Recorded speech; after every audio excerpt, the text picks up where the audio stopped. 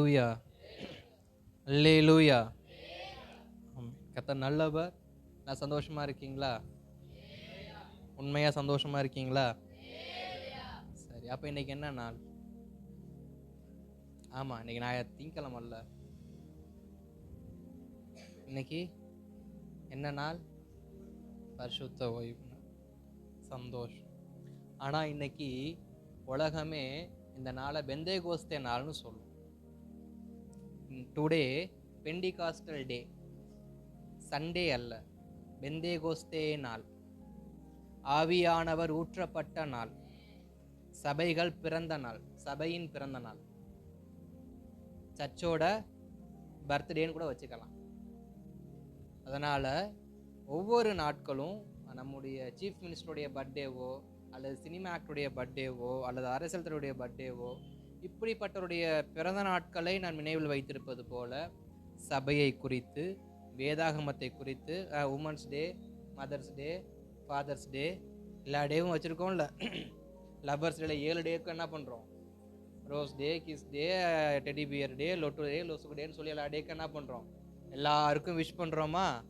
அதுபோல் today Pentecostal டே. இந்த Pentecostal டேங்கிற இந்த நாளை குறித்ததான அறிவு உலகத்தாருக்கு இருக்கோ இல்லையோ சபையாருக்கு இருக்கணும். அதுவும் ஆவிக்குரிய ரட்சிக்கப்பட்ட சபையாருக்கு இப்படிப்பட்ட நாட்களை விசேஷித்து கொள்வதற்கு நாம் ஆயத்தம் உள்ளவங்களா இருக்கணும். நானும் ஆராதனை ஆரம்பிச்சதுலேருந்து இப்போ வரைக்கும் பார்த்தேன், எங்கேயாவது ஒரு பக்கம் கேப்பு கிடைக்குமான்னு. ஒரு பக்கமும் கேப்பு கிடைக்கல. அதனால தான் நான் இப்போ அதை சொல்கிறேன். அதனால இன்னைக்கு எந்த நாள்? பெந்தேகோஸ்தே நாள். அப்போஸ்தலர் 2ஆம் அதிகாரத்தில் ஆவியானவர் ஊற்றப்பட்டு மேல்வீட்டு அறையில் அங்கே இருந்த சீஷர்கள் மேலே ஊற்றப்பட்டு அவர்கள் சிதறி பரம்பி தேசங்கெங்கும் சுவிசேஷம் கொண்டு போகப்பட்ட அந்த சுவிசேஷத்திற்கு மூலதனமாய் மாறின அந்த பெந்தேகோஸ்தே நாள் இந்த நாள். ஒவ்வொரு வருஷமும் அதனுடைய நாட்கள் என்ன பண்ணும்? மாறும். அல்லேலூயா. இந்த பெந்தேகோஸ்தே நாள் என்பது ஆண்டவராகிய இயேசு கிறிஸ்து உயிர் தெழுந்த நாளிலிருந்து 50வது நாள், அதாவது பஸ்கா, அடிக்கப்பட்ட பஸ்கா, அந்த நாளிலிருந்து 50வது நாளில் கொண்டாடப்படக்கூடியதான ஒரு பண்டிகை தான் பெந்தேகோஸ்தே பண்டிகை. அதனால வருஷந்தோறும் சபையார் இந்த நாட்டில் என்ன பண்ணக்கூடாது?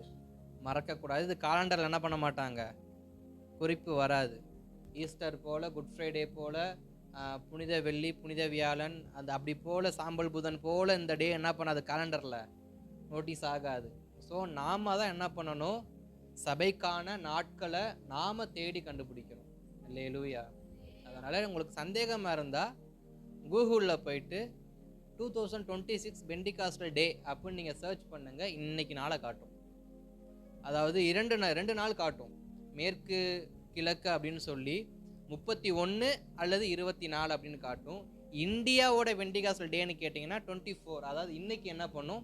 காட்டும். அதனால ஒவ்வொரு வருஷமும் இப்படிப்பட்ட நாட்களை என்ன பண்ணக்கூடாது? நம்ம மறக்கக்கூடாது. அல்லேலூயா, ஆமென். அடுத்த வருஷமும் இதே நாள் தான் வரும்னு கிடையாது. அடுத்த வருஷமும் நான் கேட்பேன், அன்னைக்கு சண்டே பாஸ்டர், ஓய்வு நாள் பாஸ்டர், பரிசுத்த ஆராதனா பாஸ்டர்னு இப்படி கிரன்ச்சியாக பதில் சொல்லாமல் நீட்டான பதிலை நான் எதிர்பார்க்குறேன். அல்லேலூயா, ஆமென். கர்த்தர் நல்லவர். ஆமென். ஸ்தோத்திரம். கர்த்தர் நல்லவர். நாம் தொடர்ந்து கர்த்தருடைய வார்த்தையை நாம் கேட்கலாம். ஆதாரமாக ஒரு வார்த்தையை நான் வாசிக்க விரும்புகிறேன். வாசியுங்கள். ஏசாயாவின் தீர்க்க தரிசனம் 44ஆம் அதிகாரம் அதன் 3வது வசனத்தை நாம் வாசிக்கலாமா? ஏசாயாவின் தீர்க்க தரிசனம் 44 அதன் 3. தாகமுள்ளவன் மேல் தண்ணீரையும், தாகமுள்ளவன் மேல் தண்ணீரையும், வறண்ட நிலத்தின் மேல் ஆறுகளையும் ஊற்றுவேன். வறண்ட நிலத்தின் மேல் ஆறுகளை ஊற்றுவேன். உன் சந்ததியின் மேல் என் ஆவியையும், உன் சந்ததியின் மேல் என் ஆவியையும், உன் சந்தானத்தின் மேல் என் ஆசீர்வாதத்தையும் ஊற்றுவேன். உன் சந்தானத்தின் மேல் என் ஆசீர்வாதத்தையும் ஊற்றுவேன். நாம் ஜெபிக்கலாமா? யாவரும் கண்களை மூடி. அன்பின் நல்ல ஆண்டவரே, ஆசீர்வதிக்கப்பட்டதான இந்த மகிழ்ச்சி நிறைந்த பகல் நேர ஆராதனை வேளையிலையும் உம்மை நன்றியோடு ஸ்தோத்திரிக்கிறோம். ஆவியானவரே, இந்த நாட்களிலும் எங்களோடு தேவன் பேசுவீராக, எங்களோடு தெய்வம் பேசுவீராக, எங்களோடு தெய்வம் பேசுவீராக. உம்முடைய கரத்தில் ஒப்பு கொடுக்கிறோம்ப்பா. ஆவியானவர் வெளிப்பட்டது போல இன்றைக்கும் எங்களோடு கர்த்தர் வெளிப்படுவீராக. எங்களோடு தேவன் பேசுவீராக. நாங்கள் செய்ய வேண்டியதை எங்களோடு பேசுவீராக. நாங்கள் நடக்க வேண்டியதை எங்களோடு பேசுவீராக. தொடர்ந்து எங்களோடு பேசும் இயேசுவின் நாமத்தில் நல்ல பிதாவே, அல்லேலூயா, ஆமென். மீண்டும் ஒரு விசை வாசிக்கலாமா? ஏசாயாவின் தீர்க்க தரிசனம் 44 அதன் 3வது வசனத்தை சபையார் எல்லோரும் சேர்ந்து ஒரு குரலாய் வாசித்தால் நலமாயிருக்கும். வாசிங்க. தாகமுள்ளவன் மேல் தண்ணீரையும் வறண்ட நிலத்தின் மேல் ஆறுகளையும் ஊற்றுவேன். உன் சந்ததியின் மேல் என் ஆவியையும் உன் சந்தானத்தின் மேல் என் ஆசீர்வாதத்தையும் ஊற்றுவேன். ஆமென், அல்லேலூயா, ஆமென். கர்த்தர் நல்லவர். தீர்க்கதரிசி ஏசாயா மூலமாய் தேவன் பேசுகிறதான ஒரு உன்னதமான ஒரு தீர்க்கமான ஒரு வார்த்தை. இதே தீர்க்கமான வார்த்தையை யோவேல் இடத்திலும் கர்த்தர் பேசியிருப்பார். யோவேலுடைய 2ஆம் அதிகாரத்திலேயும் மாம்சமான யாவருமே ஆவியை ஊற்றுவேன். பிள்ளைகளிடத்தில், வாலிபர்களிடத்தில், பெரியவர்களிடத்தில் அவர்கள் தீர்க்க தரிசனம் சொல்லுவார்கள், சொப்பனம் காண்பார்கள் அப்படின்னு அங்க தேவனுடைய வார்த்தையானது அங்க என்ன பண்ணப்படும்? சொல்லப்படும். அப்ப கர்த்தர் வருங்காலத்திற்கு சொல்லுகிற ஒரு உன்னதமான பழைய ஏற்பாட்டு தீர்க்க தரிசனத்தில் முக்கியமான வசனம் என்னவென்றால், ஆவியானவர் ஆவியானவர் நிச்சயமாய் தேசத்தின் மேல் என்ன பண்ணுவார்? ஊற்றப்படுவார். அப்படிங்கிற தீர்க்க தரிசனத்தை அடிப்படையாக வைத்து அப்போஸ்தலர் நடபடிகள் திருப்பிக் கொள்ளுங்க. அப்போஸ்தலர் நடபடிகள்ல 1 அதிகாரத்தின் 10வது வசனத்தை நாம் வாசிக்கலாமா? அப்போஸ்தலர் நடபடிகள் 1:10. அவர் போகிற போது அவர்கள் வானத்தை அண்ணாந்து பார்த்து கொண்டிருக்கையில் இதோ வெண்மையான வஸ்திரம் தரித்தவர்கள் 2 பேர் அவர்கள் அருகே நின்று கலிலேயராகிய மனுஷரே, நீங்கள் ஏன் வானத்தை அண்ணாந்து பார்த்து நிற்கிறீர்கள்? உங்களிடத்திலிருந்து வானத்துக்கு எடுத்துக்கொள்ளப்பட்ட இந்த இயேசுவானவர் எப்படி உங்கள் கண்களுக்கு முன்பாக வானத்துக்கு எழுந்தருளி போனாரோ அப்படியே மறுபடியும் வருவார் என்றார்கள். ஸ்தோத்திரம். இது இயேசு கிறிஸ்துனுடையதான உயிர்த்தெழுந்து பரமேறுகிற பொழுது சொல்லப்பட்டதான வாக்கு தத்தம். அவர் பரமேறுவதற்கு முன்பாக தமது சீஷர்களோடு அவர் இடைப்பட்டு பேசுகிற ஒரு வார்த்தை என்னவென்றால், நீங்கள் ஒன்று சேர்ந்து தேவ சமூகத்தில் காத்திருக்க வேண்டும். ஏனென்றால் நான் போன பிற்பாடு உங்களுக்காக ஒரு தேற்றரவாளன் அனுப்பப்படுவார். உங்களுக்கான ஒரு தேற்றரவாளன் அனுப்பப்படுவார். அவர் உங்களை சகல சத்தியத்திலும் நல்வழியிலும் நடத்துவார்னு சொல்லி தமது சீஷர்களுக்கு இயேசு கிறிஸ்து பிரதானமான வார்த்தையை கொடுத்திருப்பார். அந்த வாக்கு தத்தத்தை மீண்டும் நினைப்பூட்டும்படியாக அவர் பரமேறும் பொழுது 2 பேர் கீழே இறங்கி வந்து அந்த வார்த்தையை நிறைவுபடுத்துவாங்க. 2ஆம் அதிகாரத்துக்கு திருப்பும் பொழுது அங்கே பெந்தேகோஸ்தே என்னும் நாள் வந்தபோது அவர்கள் எல்லோரும் ஒருமனப்பட்டு ஓரிடத்தில் வந்திருந்தார்கள். அப்பொழுது பலத்த காற்று வானத்திலிருந்து சடிதியாய் ஒரு போதும். அடுத்த வசனம் பார்க்கிறோம். அல்லாமலும் அக்கினிமயமான நாவுகளைப் போல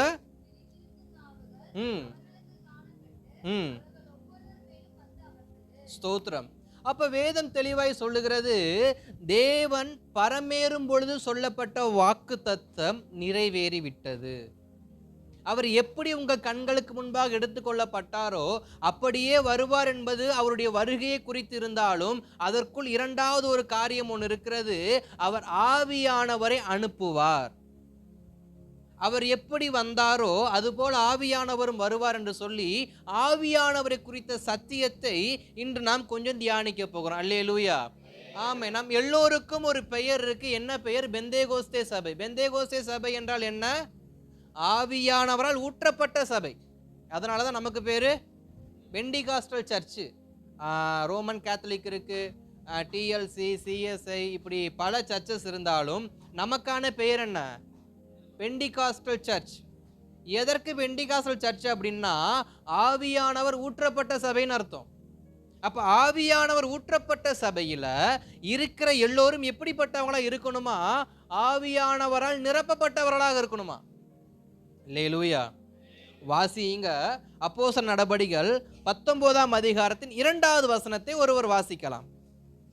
அப்போஸ்தலர் நடபடிகள் 19ஆம் அதிகாரம் அதன் 2வது வசனத்தை வாசிக்கலாம்.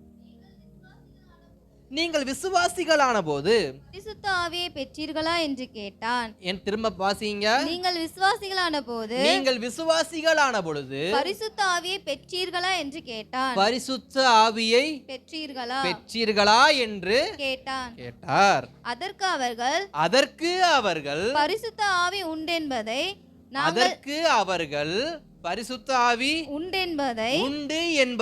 நாங்கள் கேள்விப்படவே இல்லை என்றார்கள்.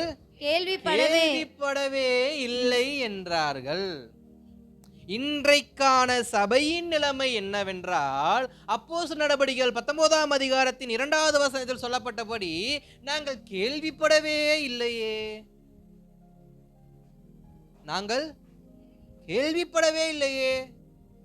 அப்போஸ்தலனாகிய பவுல் எபேசு பட்டணத்துக்கு போகும் பொழுது எபேசு சபையாரை பார்த்து இந்த கேள்வி கேட்கிறார். இந்த எபேசு சபையாரில் இருக்கிறவர்கள் யார் என்று சொன்னால், யோவான் ஸ்நானகனோடு சீஷரா இருந்தவர்கள் சிலர் அந்த எபேசு பட்டணத்தில் இருக்கிறதாக வரலாறு நமக்கு சொல்லுது. அப்ப யோவான் ஸ்நானகனோடு இருந்தவர்கள் எதை கண்டிருப்பார்கள்? யோவான் ஸ்நானகனோடு இருந்தவர்கள் இயேசு கிறிஸ்து ஞானஸ்நானம் எடுக்கும் பொழுது அவருக்கு மேலே வந்த அந்த புறாவை பார்த்து, அந்த பரிசுத்த ஆவியானவரின் அடையாளமாய் வெளிப்பட்ட புறா சொன்ன வார்த்தை, இவன் நேசகுமாரன், இவரிடத்தில் நான் பிரியமா இருக்கிறேன் என்ற அந்த சத்தத்தையும் அந்த சத்தியத்தையும் அவர்கள் கற்றிருப்பார்கள். அந்த சத்தம் என்னவென்று யோவான் ஸ்நானகனிடத்தில் கேட்ட பொழுது யோவான் ஸ்நானகன் சொல்லியிருப்பாரு, இதுதாப்பா பரிசுத்த ஆவியானுடைய சத்தம் அப்படின்னு சொல்லியிருப்பாங்க. அந்த கேள்விப்பட்டவர்கள், அறிந்து கொண்டவர்கள் எபேசு பட்டணத்தில் இருக்கும் பொழுது அவர்கள் சொல்லுகிற வார்த்தை என்னவென்றால், நாங்கள் அறியவில்லையே. பெந்தேகோஸ்தே சபைதான், ஆனா அபிஷேகம் இல்ல, ஆவியானுடைய ஊற்றப்படுதல். ஏன்னா எனக்கு அது தெரியலங்கிறத விட எனக்கு அதை குறித்த அக்கறை இல்லை. ஏன்னா அன்றைக்கு ஒருவேளை எபேசு பட்டணத்துக்கு பரிசுத்த ஆவியின் அபிஷேகத்தை குறித்து பிரசங்கிக்கிறதற்கு யாரும் இல்லாதபடினால் அவர்கள் அறியாமையில் இருந்திருக்கலாம். ஆனா இந்த காலகட்டத்தில் அபிஷேகத்தை குறித்தும் ஆவியானவரை குறித்தும் நாம் நன்றாக போதிக்கிறோம், நன்றாக கேட்கிறோம். ஆனா கேட்கிறோமே தவிர அதன் மேல் பெற்றுக்கொள்ள வேண்டும் என்கிற தாகம் என்ன இல்லை. நம்ம ஆரம்பத்திலே வாசிச்சோம், தாகம் உள்ளவன் மேல் தண்ணீரை ஊற்றுவேன். அந்த தண்ணீர் என்பது தாகம் உள்ளவனுக்கு எப்படி ஊற்றப்படுமோ, யார் தேவனுடையதான ஆவியானுடைய ஊற்றப்படுதலுக்கு, அபிஷேகத்துக்கு, ஆவியானவரால் நடத்தப்படுவதற்கு, ஆவியானவரால் வாழ்க்கையை சீர்படுத்திக் கொள்வதற்கு யாருக்கு தாகம் இருக்கோ அந்த தாகம் உள்ளவர்களுக்கே ஆவியானவர் ஊற்றப்படுவார். இயேசு கிறிஸ்து போல ஞானஸ்நானம் எடுக்கிறப்ப எனக்கு ஒரு புறா வந்து என்னை நிரப்புனா நிரப்பாது. அல்லது பெந்தேகோஸ்தே நாட்கள் அவர்கள் ஒருமனப்பட்டு அவர்கள் கூடி இருந்த பொழுது அங்க இயேசுநாதர் இருந்து அவங்களுக்கு கமெண்ட் செக்ஷன் கொடுத்தாரா? எல்லாரும் கையை தட்டுங்க, எல்லாரும் பாட்டு பாடுங்க, எல்லாரும் எலும்பி நில்லுங்க, ஏதாவது இன்ஸ்ட்ரக்ஷன் இயேசுநாதர் கொடுத்துட்டு இருந்தாரா? சரி, ஒருவேளை இயேசுநாதர் இன்ஸ்ட்ரக்ஷன் கொடுத்துட்டு எதுவும் போனாரா? நீங்கள் ஒருமனப்பட்டு ஜெபிக்கும் பொழுது மேல் வீட்டு அறையில் நீங்கள் இந்த மாதிரி ட்ரம் அடிக்கணும், இந்த மாதிரி கை தட்டணும், இந்த மாதிரி ட்ராம்லின் வாசிக்கணும், அன்னைக்கு இருந்த யாழ் இசையாக இருக்கட்டும், மற்றும் பல தம்புரு, வீணை, எக்ஸட்ரா இதெல்லாம் நீங்கள் இன்ஸ்ட்ருமெண்ட்டை யூஸ் பண்ணி நீங்கள் என்ன பண்ணணும்? நேர்த்தியான ராகத்தில் பாடணும், நேர்த்தியான ராகத்தில் வாசிக்கணும், நேர்த்தியான ராகத்தில் நீங்கள் கோரஸ் அமைக்கணும்னு சொல்லி ஏதாவது சொல்லி கொடுத்தாரா? இல்லை. ஆனால் அங்கே ஆவியானவர் என்ன பண்ணார்? ஊற்றப்பட்டார். காரணம் என்ன? அவர்களுக்குள் இருந்த தாகம். ஆவியானவரை குறித்து அவர்கள் கண்கள் காணவும் இல்லை, அவர்கள் காதுகள் கேட்கப்படவும் இல்லை, அவர் இருதயத்தில் உணரவும் இல்லை. ஆனால் அதன் மேல் தாகமாய் இருந்தார்கள். அதனிடத்தில் அந்த ஆவியானவர் எனக்கு வேண்டுமே, இயேசு கிறிஸ்து எனக்கு கொடுத்ததான அந்த வாக்கு தத்தம் எனக்கு வேண்டுமே என்று சொல்லி மேல் வீட்டிருந்த சீஷர்கள் அனைவரும் தாகத்தோடு மேல் வீட்டு அறையில் காத்திருந்தார்கள். ஆனால் இன்றைக்கு நமக்கு இசைக்கருவிகள் இருக்கு, ஆனால் ஆவியானுடைய ஊற்றப்படுதல் என்ன பண்ண மாட்டேங்குது? தாகத்தோட அல்ல, இசைக்கருவின் உச்சக்கட்ட சவுண்டுக்கு போனாதான் சிலருக்கு என்ன ஆகுது, டெம்பரேச்சர் ஏறுது. நான் கடந்த நாட்கள்ல நிறையா போஸ்டரையும் ஒரே குறிப்பிட்ட நியூஸ் மட்டும் நான் தொடர்ந்து பார்த்துக்கிட்டே இருந்தேன். ஒரு திரைப்படத்தினுடைய காட்சிகளை பார்த்து இன்றைக்கு திரையரங்குகளில் எல்லாரும் என்ன பண்றாங்களாம், அந்த அந்த திரைப்படத்தில் காண்பிக்கப்பட்ட அந்த தெய்வத்தினுடையதான அந்த தரிசனம் எனக்கு கிடைச்சிருச்சுன்னு சொல்லி திரையரங்குகள் என்ன பண்றாங்க, எல்லாம் எளிமைன்னு ஆடுறாங்க. அது தாகத்தால் வந்ததா, உணர்ச்சியால் வந்ததா? அந்த அந்த கடவுளை குறித்த தாகம் எனக்கு இருக்கிறதுனாலையோ, அல்லது அந்த கடவுளை நான் வழிபடுகிறதுனாலையோ, அல்லது அந்த கடவுளுக்கும் எனக்கும் ஒரு பிணைப்பு இருக்கிறதுனால அந்த சம்பவம் நடந்துச்சா, இல்ல உணர்ச்சியினால வந்துச்சா? உணர்ச்சி எப்படி தூண்டப்பட்டுச்சு? அங்க இருந்த சவுண்டால. அந்த தியேட்டர்ல இருக்க வால்யூமை கம்மி பண்ண அந்த படத்தை பாருங்க, ஒன்னும் நடக்காது. அதே தியேட்டர்ல அந்த அந்த அந்த காட்சியை நீங்க ஃபுல் சவுண்ட்ல வச்சு பாருங்க, அதில் அடிக்கிற ட்ரம்ஸா இருக்கட்டும், பாடக்கூடிய வார்த்தையா இருக்கட்டும், எல்லாமே எதை கிளப்புது? இன்றைக்கு சபைகளிலேயுமே நம்ம உணர்ச்சிகளை கிளப்பி தான் என்ன பண்ண வேண்டியதா இருக்கு, அபிஷேகத்தை வர வைக்க வேண்டியதா இருக்கு. சிலருக்கு டீப்பஸ்டா வார்த்தையை சொல்லிக்கிட்டே இருக்கணும், ஒரே வார்த்தையை குத்திக்கிட்டே இருக்கணும், ஆணியை வச்சு குத்துற மாதிரி குத்திக்கிட்டே இருந்தா தான் கையை தட்ட ஆரம்பிப்பாங்க. இன்னைக்கு பல பேரை கையை தட்ட வைக்க வேண்டியதுக்காண்டியே சில வசனத்தை குத்துற வேண்டியதா, பேச வேண்டியதா இருக்கு. அல்லேலூயா, அல்லேலூயா. அப்ப ஸ்தோத்திரம். சபைகளில் என்ன தாகம் இருக்கணுமா, ஆவியானவர் ஊற்றப்பட வேண்டுமே.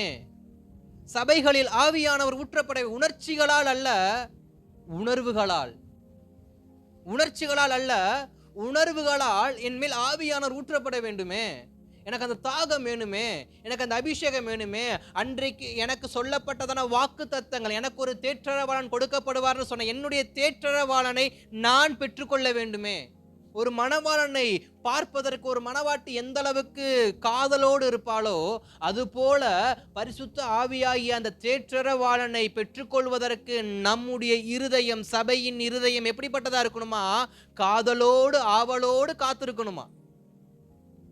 அல்லேலூயா, ஸ்தோத்திரம்.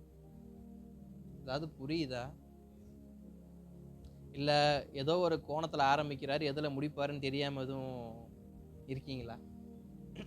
சரி, கர்த்தர் நல்லவர். அப்ப நாம் தெரிந்து கொள்ளுகிற ஆவியானவரை குறித்து நான் கொஞ்சம் அதிகமாய் பேச விரும்புகிறேன். நமக்கு ஆவியானவரை குறித்த அறிவு எவ்வளவு இருக்கு?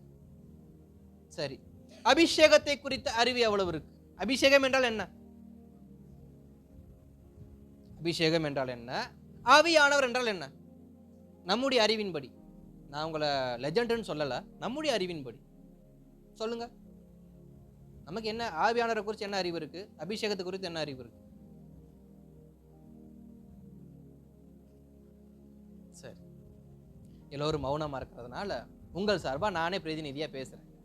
கர்த்தர் நல்லவர். அபிஷேகம் என்றால் நாம் நினைத்து கொண்டிருக்கிறோம், நல்ல ஹை பிச்சில் பாஸ்ட் பாடிக்கிட்டு இருப்பாரு, இல்லை லோ பிச்சில் பாடிக்கிட்டு இருப்பாரு. பாடிக்கிட்டு இருக்கிறப்பயே திடீர்னு வேகமா கையை தட்டி வேகமா 2-3 வார்த்தையை பேசினா அதுக்கு பேரு அபிஷேகம். சரி, ரைட். அதே இன்னும் சிலருடைய இது என்னன்னா, இல்ல நான் ஜெபிக்கும் போதெல்லாம் நான் அந்நிய பாஷை பேசிக்கிட்டே இருப்பேன், அதுதான் ஆவியானவர் ஊற்றப்படுகிறது அப்படிங்கிற. அப்ப நம்முடைய அறிவின் பார்வையில எவ்வளவுதான் இருக்கு? அந்நிய பாஷை பேசினா அபிஷேகம், அந்நிய பாஷை பேசினா ஆவியானவர் ஊற்றப்பட்டார். ஆவியானவர் ஊற்றப்பட்டது அந்நிய பாஷை பேசுறதுக்கு அல்லங்க. அப்போஸ்தலர் 2ஆம் அதிகாரத்துல பேசப்பட்ட அந்த அந்நிய நாவுகளுக்கு அப்புறமா சீஷர்கள் மறுபடியும் பேசி அந்நிய பாஷை பேசி ஆராய்ச்சாங்க. எங்கேயாவது இருக்கா? அவங்க என்ன பண்ணாங்க? அடுத்து ஆவியானவர் ஊற்றப்பட்டது நம்மை வேறு பிரித்து அவருடைய சத்தியத்தை ஜனங்களுக்கு எடுத்து செல்லுவதற்காக. அவருடைய சத்தியத்தை ஜனங்களுக்குள் எடுத்து செல்வதற்காக. அதை எப்படி எடுத்து செல்லணும் அப்படிங்கிற அறிவை அவர் நமக்கு கற்றுக் கொடுக்கும்படிதான் நமக்கு ஊற்றப்பட்ட அபிஷேகம். ஒரு பேதுருவை கொண்டு போய் பிரசங்கம் பண்ண அப்படின்னா பேதுருவுக்கு பிரசங்கம் பண்ண தெரியாது. இப்ப பேதுருவை கைட் பண்ணணும். எப்படி கைட் பண்ணணும்? கடலோரத்தில் சிமேயி என்கிற ஒருவனுடைய வீட்டில் தோல் பதனீடு செய்கிற வேலை செய்யக்கூடிய சிமேயி என்கிற ஒருவனுடைய வீட்டின் மேல பசியோடு ஒருத்தன் அமர்ந்திருக்கிறான். பசியோடு அமர்ந்திருக்கும் பொழுது அவன் ஆகாரம் செய்வதற்கு தாமதமாகுதுன்னு சொல்லி ஜெபம் பண்ணும் பொழுது அவனுக்கு ஒரு வார்த்தை வருது. நீ கொர்நேலியுவுக்கு என்ன பண்ணு, கொர்நேலியுவின் வீட்டுக்கு என்ன பண்ணு, போ. நீ இத்தாலி பட்டணத்தில் கொர்நேலி என்கிறதான ஒருவனுடைய வீட்டுக்கு போய் நீ அங்கே என்னுடைய சுவிசேஷத்தை நீ சொல்லணும், நீ அவங்களுக்காக ஜெபிக்கணும் அப்படின்னு சொல்றப்ப நல்லா கவனிக்கணும். பேதுரு மிகுந்த பசியோடு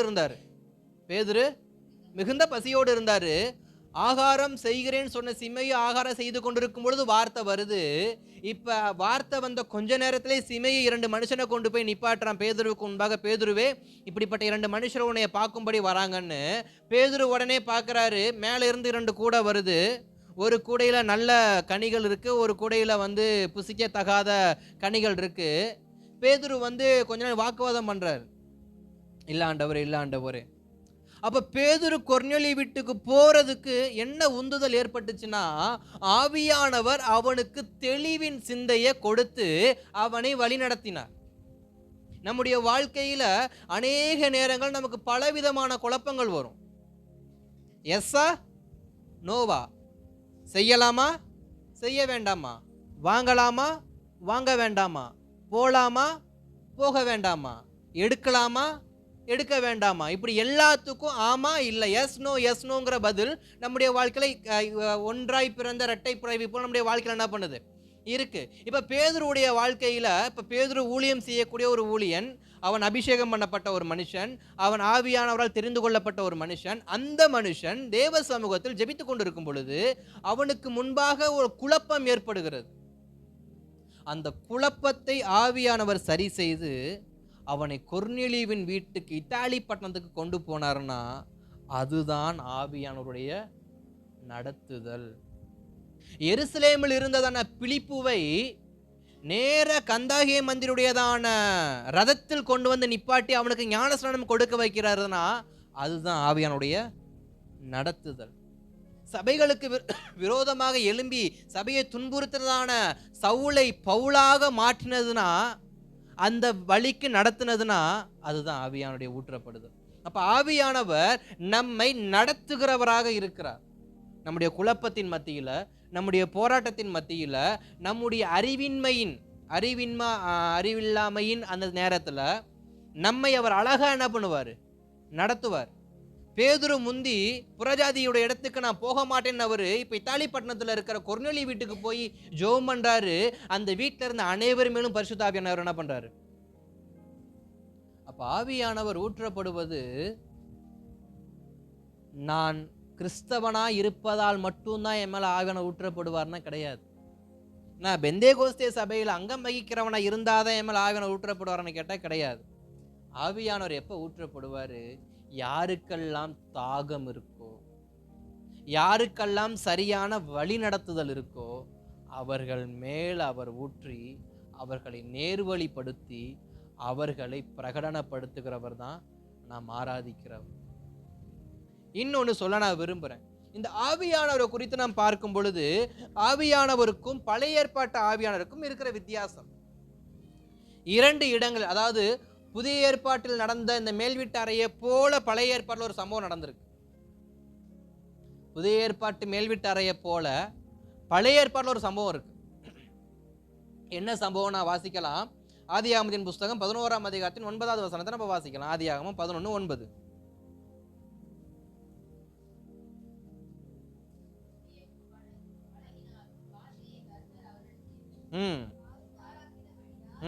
அதன் பேர் பாபேல் எனப்பட்டது. மீண்டும் வாசனை தெளிவா வாசிங்க. பூமி எங்கும் வழங்கின பாஷையை கர்த்தர் அவ்விடத்தில் தாறுமாறாக்கினபடியால் அதன் பேர் பாபேல் எனப்பட்டது. ஸ்தோத்திரம். இங்கு 2 காரியத்தை தேவன் செய்கிறார். பெந்தேகோஸ்தே நாள்ல இங்க மேல் வீட்டறையில் நடக்கிற சம்பவம் நமக்கு நல்லா தெரியும். அப்போஸ்தலர் 2ஆம் அதிகாரம் 8வது வசனத்தை குறித்து வச்சுக்கோங்க. அதே போல் அப்போஸ்தலர் நடபடிகள் 1:10, மத்தேயு 3:11 குறித்து வச்சுக்கோங்க. இந்த பாபேல் கோபுரத்தில் ஒரு சம்பவம் நடக்குது. என்ன சம்பவம் அப்படின்னா, அவர் அங்கே முதலாவது பாஷைகளை தாறுமாறாக்குகிறார். பாஷைகளை தாறுமாறாக்கு, அதாவது ஒருவரோடு ஒருவர் பேசுகிற பாஷை புரிந்து கொள்ள முடியாத அளவுக்கு அவர்களை தாறுமாறாக்கினார். அதுவே அப்போஸ்தலர் நடபடிகள் 2ஆம் அதிகாரத்திற்கு புதிய ஏற்பாட்டுக்கு வரும் பொழுது பாஷையை தெளிவுபடுத்துகிறார். அங்கு தாறுமாறாக்குகிறார், இங்கு பாஷைகளை தெளிவுபடுத்துகிறார். பைபிள் கோபுரத்தில் அவர் ஜனங்களை சிதறி போக பண்ணினார். பைபிள் கோபுரத்தில் ஜனங்களை அவர் சிதறி போக பண்ணினார். ஆனா புதிய ஏற்பாட்டுல ஜனங்களை ஒன்று சேர்க்க வைத்தார். அவர்கள் ஒருமனப்பட்டு, அவர்கள் ஒன்று சேர்ந்து. அப்ப பழைய ஏற்பாட்டுல நடக்கிற சம்பவத்திற்கும் புதிய ஏற்பாடு நடக்கிற சம்பவத்திற்கு என்ன சம்பந்தம்னா, புதிய ஏற்பாட்டில் நமக்கு சொல்லப்பட்டதான பரிசுத்த ஆவியானவர் நம்மை ஒன்று சேர்த்து நமக்கு ஒரு தெளிவை கொடுத்து நம்மை நேர்வழியே நடத்துவதற்கு அவர் விருப்பமுடையவராக இருக்கிறார். பழைய ஏற்பாட்டு காலத்துல ஆவியானவர் தற்காலிகமானவராகவே காணப்பட்டார். தற்காலிகமானவராக தேவைக்கு வரும் பொழுதே அவர் காணப்பட்டார். ஆனா புதிய ஏற்பாட்டு காலத்துல அப்படி இல்லை, அவர் நம்மோடு நிரந்தரமா இருக்கும்படி. தற்காலிகம் என்று சொல்லும்போது சிம்சனுடைய வாழ்க்கையில தேவன் தற்காலிகமா இறங்கினார்.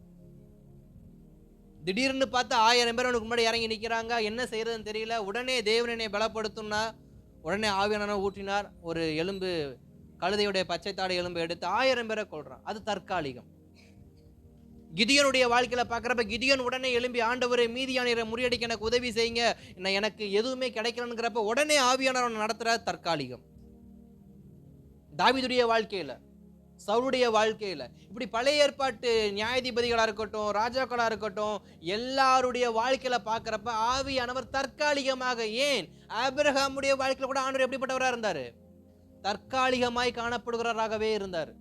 ஆபிரகாமுக்கு இன்னொரு செய்தி சொன்னா வருவார் போயிடுவார், வருவார் போவார். ஆனா நிரந்தரமா இருப்பதற்கு அவர் புதிய ஏற்பாடு இருக்கிற தமது சபையை, இரத்தத்தால் மீட்கப்பட்ட சபையை, சபையோடு எந்நேரமும் இருக்க வேண்டும் என்று நம்மோடு அவர் நிரந்தரமாய் இருக்க விரும்பி நம்மேல் ஊற்றப்பட்ட நாட்கள் தான் பெந்தேகோஸ்தே நாட்கள். அப்ப இந்த பெந்தேகோஸ்தே நாள் என்பது ஆவியானவர் சபையோடு, தமது ஜனங்களோடு, தமது இரத்தத்தால் மீட்டெடுக்கப்பட்ட தமது இரத்தத்துக்கு பங்குள்ள யாவரோடும் இணைந்திருக்க விரும்பி ஊற்றப்பட்டார். அதோடு மாத்திரமல்ல, இதிலிருந்து ஒரு 4 காரியத்தை, ஒரு 4லிருந்து ஒரு 5 காரியத்தை நான் வேகமா சொல்லி நான் முடிக்க விரும்புறேன். நமக்கு கொடுக்கப்படுகிற ஆவியானவர் எப்படிப்பட்டவர்? அவர் பிதாவை போல, குமாரனை போல, அவருக்கும் ஒரு சித்தம் ஒன்று இருக்கிறது. நம்மேல் ஆவியானவர் ஊற்றப்படுவதற்கான காரணம் என்ன? அந்நிய பாஷை பேசிக்கொண்டு கையை தட்டி கொண்டு இருப்பதற்காக மாத்திரமல்ல, நம்மேல் ஆவியானவர் ஊற்றப்படுவதற்கு ஃபர்ஸ்ட் நமக்கு தாகம் இருக்கணும். அந்த தாகத்தோடு இருக்கிற மேல் ஜீவ தண்ணீர் ஊற்றப்படும் பொழுது ஊற்றப்பட்டவன் எப்படிப்பட்ட வாழ்க்கை வாழ வேண்டும் என்றால், பரிசுத்த ஆவியானுடைய சித்தத்தின்படி வாழ வேண்டும். முதலாவது, ஆவியானவருக்கென்று ஒரு சித்தம் இருக்கிறது. அவருக்கென்று ஒரு சித்தம் இருக்கிறது. வாசிக்கலாம். அப்போ ரோமர் எழுதின நிருபம் 8ஆம் அதிகாரம் அதன் 27 மற்றும் 34 வசனத்தை வாசிக்கலாமா? ரோமர் 8 27வது வசனம் 34வது வசனத்தையும் வாசிங்க. ஆவியானவர் தேவனுடைய சித்தத்தின்படியே பரிசுத்தவான்களுக்காக வேண்டுதல் செய்கிறபடியால் இருதயங்களை ஆராய்ந்து பார்க்கிறவர் ஆவியின் சிந்தை இன்னதென்று அறிவார். அன்றியும் அவருடைய தீர்மானத்தின்படி அழைக்கப்பட்டவர்களாய் தேவனிடத்தில் அன்புக்குரியவர்களுக்கு சகலமும் நன்மைக்கு எதுவாக நடக்கிறது என்று அறிந்திருக்கிறோம். அப்ப தேவன் ஆவியானவர் நம்மேல் ஊற்றப்பட்டதற்கான நோக்கம், அபிஷேகம் பண்ணப்பட்டவங்க அந்த அபிஷேகத்திற்கான நோக்கத்தை புரிந்து கொள்ளணும். அபிஷேகம் பெற்றுக்கொள்ளாதவங்க அதை தாகத்தோடு பெற்றுக்கொண்டு தேவ நோக்கத்தோடு வாழ விரும்பணும். அல்லேலூயா. அப்ப ஸ்தோத்திரம். அபிஷேகம் பண்ணப்பட்டவங்க எதற்காக தேவன் நம்மேல் அபிஷேகத்தை ஊற்றினார் என்றால், நான் ஒவ்வொரு நாளும் அவருடைய சித்தம் இன்னதென்று புரிந்து கொள்வதற்காக.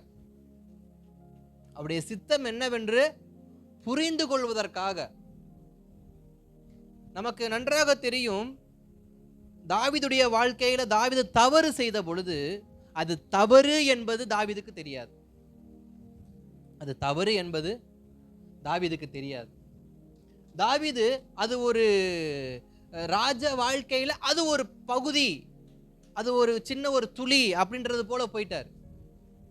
ஆனா தேவனுக்கு அதுல சித்தம் கிடையாது. ஆவியானவருக்கு அந்த வாழ்க்கை தாவீது வாழ்ந்ததுல துளி அளவு சித்தம் இல்லை. சித்தம்னா விருப்பம் இல்லை. அவன் அதை மாற்றிக்கொள்ள வேண்டும் என்று அவர் விரும்பினபடியினால், யாரு விரும்பினபடியினால்? ஆவியானவர் விரும்பினபடியினால், தேவன் விரும்பினபடியினாலே தமது தீர்க்கதரிசி அவர் அனுப்புகிறார். அப்ப ஒவ்வொரு விஷயம் தேவன் நம்மோடு சில வார்த்தைகளோடு பேசுகிறார் என்றால், அந்த வார்த்தை அது நம்மை மாற்றுவதற்காக. ஏன் மாற்ற வேண்டும்? நீ வாழ்கிற இந்த வாழ்க்கை எனக்கு பிடிக்கல.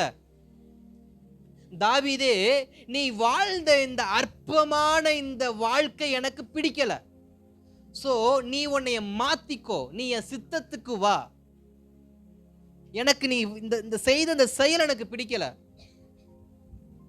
ஆபிரகாமோடு ஆண்டவர் பேசுகிறாரு, ஆபிரகாமே, நீ ஆகார சேர்த்துக்கிட்டது எனக்கு பிடிக்கல. நீ இஸ்மவேலுக்காக வழக்காடுவது எனக்கு பிடிக்கல. அப்ப பிடிக்கல என்றால் அதை நான் விட்டுறணும்னு அர்த்தம். இன்றைக்கு நாம் செய்கிற எல்லாமே ஆவியானவருக்கு பிரியமுள்ளதா இருக்கான்னு கேட்டா அது நமக்கு தெரியாது. நம்மளால் நிச்சயமா சொல்ல முடியாது, நான் செய்த எல்லாமே என் தேவனுக்கு பிரியம் உள்ளது என்று சொல்ல முடியாது. அடிக்கடி கடிந்து கொள்ளப்பட்டும் தன் பிடரியை கடினப்படுத்துகிறவன் அவனுக்கு சகாயமின்றி சடுதியில் என்ன பண்ணுவான்? அப்ப எனக்கு ஆவியானவர் இல்லை என்றால் என் வாழ்க்கை எப்படிப்பட்டதா இருக்கும்? எனக்கு சகாயம், ஆதரவு கிடைக்காது. எனக்கு ஒரு நல்ல ஆதரவு கிடைக்காது. எனக்கு நல்ல ஒரு ஹெல்ப் கிடைக்காது. எனக்கு யாரும் பக்கபலமா நிக்க மாட்டாங்க. ஆனா அநேக நேரத்துல இந்த அபிஷேகத்தை நம்ம உதாசீனப்படுத்திடுறோம்.